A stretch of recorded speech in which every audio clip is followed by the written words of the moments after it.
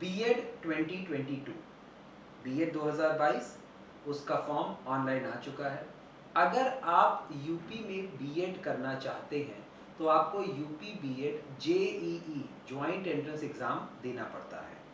यह संयुक्त परीक्षा, संयुक्त प्रवेश परीक्षा उत्तर प्रदेश सरकार द्वारा आयोजित होती है और बिना इस परीक्षा को पास किए, बिना इस परीक्षा को दिए आप एनसीटीई द्वारा मान्यता प्राप्त किसी भी यूपी के कॉलेज में एडमिशन नहीं ले सकते। किसी भी यूपी के कॉलेज में एडमिशन, बीएड में एडमिशन लेने के लिए संयुक्त प्रवेश परीक्षा देना अनिवार्य होता है। तो जैसा कि आपको पता है कि इसका फॉर्म ऑलरेडी ऑनलाइन आ चुका है। इसके फॉर्म भरने की अंतिम तिथि 15 मई 2022 है। 16 मई से लेके 20 मई तक आप लेट फीस, लेट शुल्क के साथ इसको भर सकते हैं। इस फॉर्म को, इस फॉर्म का प्रवेश पत्र आप 25 जून 2022 को डाउनलोड कर सकते हैं और अभी फिलहाल प्रवेश परीक्षा की तिथि 6 जुलाई है। जैसा कि पिछले वर्ष कई सारे बच्चों को पता होगा कि पिछले वर्ष ये तिथि आगे पीछे होती रही थी कोरोना के कारण, पर इस वर्ष अभी तक 6 जुलाई 2022 इसकी डेट फिक्स करी गई है और 5 अगस्त 2022 को इसका संभावित रिजल्ट आएगा। ठीक, अब मैं आपको इस परीक्षा के बारे में थोड़ा और बता देता हूँ। इस परीक्षा में टोटल आपके 2 पेपर होते हैं। ठीक, 2 पेपर, पहला, दोनों पेपर 3-3 घंटे के होते हैं। ठीक, पहले पेपर में 2 खंड होता है, जो कि पहला खंड आपका समान ज्ञान का होता है, जनरल अवेयरनेस का, और दूसरा खंड आपका भाषा का होता है, जिसमें आप हिंदी या इंग्लिश कोई भी चुन सकते हैं। दोनों खंडों में 50-50 क्वेश्चन आते हैं, मतलब टोटल 100 क्वेश्चन होंगे और टोटल मार्क्स जो होता है एक पेपर का वो होता है 200। ठीक, 100 नंबर का दोनों खंड होता है।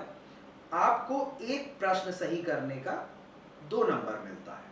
एक प्रश्न जो होता है 2 नंबर का होता है और एग्जाम में नेगेटिव मार्किंग भी होती है, तो एक प्रश्न गलत करने का आपका 1/3 नंबर कट जाता है। इसका मतलब है कि जब आप 3 प्रश्न गलत कर देंगे तो आपका 1 अंक कटेगा।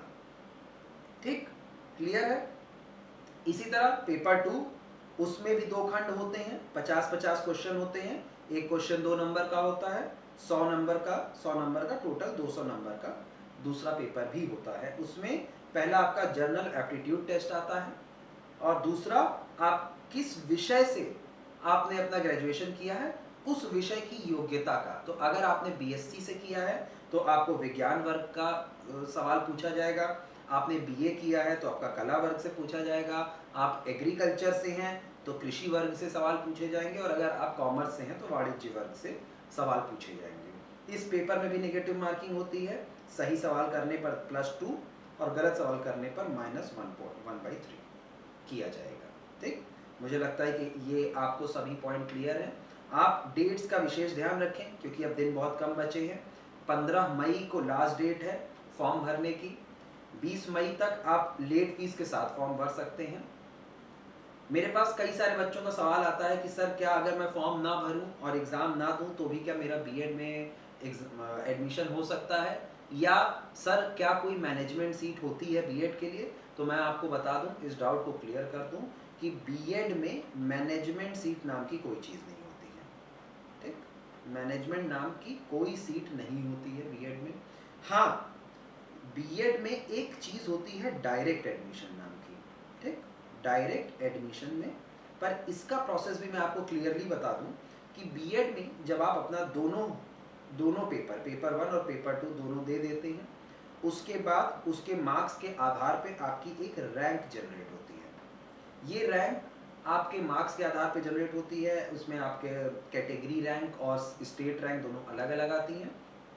इस रैंक के आधार पे आपको काउंसलिंग के लिए बुलाया जाता है। जैसे पिछली वर्ष 1 से लेके 50,000 तक के बच्चों को बुलाया गया था पहले फॉर डे 1 पे, फिर 50,000 से लेके 1.5 लाख तक बुलाया गया था, फिर 1.5 लाख से 3 लाख तक बुलाया गया था, फिर 3 लाख to 6 लाख बुलाया गया था। इस तरह से अलग अलग दिन काउंसलिंग होगी और अलग अलग दिन बुलाया जाएगा। इसी काउंसलिंग की प्रक्रिया से आपका एडमिशन होगा। पर अगर मान लीजिए कि कोई कॉलेज है, मान लीजिए एक कॉलेज है XYZ और सारे बच्चे मतलब लास्ट राउंड तक, जब तक ये रैंक चल रही है, लास्ट रैंक तक सारी काउंसलिंग खत्म हो गई और फिर भी इसके पास कुछ सीटें बाकी रह गई। जैसे मान लीजिए कि पूरी काउंसलिंग खत्म होने के बाद भी XYZ कॉलेज में 5 सीट खाली रह जाती है, तो XYZ कॉलेज के मैनेजमेंट के पास ये अधिकार है कि वो इस 5 सीटों पे डायरेक्ट एडमिशन कर सके। ठीक, पर इन 5 सीटों पे जो डायरेक्ट एडमिशन होगा वो भी उसी छात्र, उसी स्टूडेंट का हो सकता है जिसने एंट्रेंस एग्जाम दिया होगा, जेईई का एग्जाम दिया होगा और कोई ना कोई वैलिड रैंक जनरेट हुई होगी। अगर आप एग्जाम देते हैं और दोनों पेपर नहीं देते हैं, एक पेपर देते हैं, एक में एब्सेंट हो जाते हैं, तो भी आपकी रैंक जनरेट नहीं होती है। आपको दोनों पेपर देना अनिवार्य होता है, दोनों पेपर देने के बाद ही आपकी एक वैलिड रैंक जनरेट होती है। तो मैं बता दूं कि यूपी बीएड में मैनेजमेंट कोटा नाम की कोई चीज़ नहीं होती, सिर्फ डायरेक्ट एडमिशन होता है और वो डायरेक्ट एडमिशन भी उसी छात्र का होता है जिसकी entrance JEE joint entrance exam में एक वैलिड रैंक हो। तो मुझे लगता है कि आपको अब इस डाउट से आपका ये डाउट क्लियर हो चुका होगा। आप हमारे चैनल से जुड़े रहिए। जो student UP BEd JEE exam की तैयारी करना चाहते हैं, इसी चैनल पे आपको उसकी तैयारी भी कराई जाएगी, आपको सामान्य ज्ञान और एप्टीट्यूड की क्लासेस भी चलवाई जाएंगी, भाषा की क्लासेस भी चलाई जाएंगी और पिछले वर्ष या पिछले के मतलब जो भी विगत 10 वर्षों में आए हुए सवाल है यूपी बीएड जेईई में, उसकी भी प्रैक्टिस करवाई जाएगी और पीडीएफ फॉर्मेट में आपको प्रैक्टिस पेपर और नोट्स भी प्रोवाइड कराए जाएंगे। तो आप इस चैनल से ज़रूर जुड़े रहिए और सब्सक्राइब करिए। Thank you.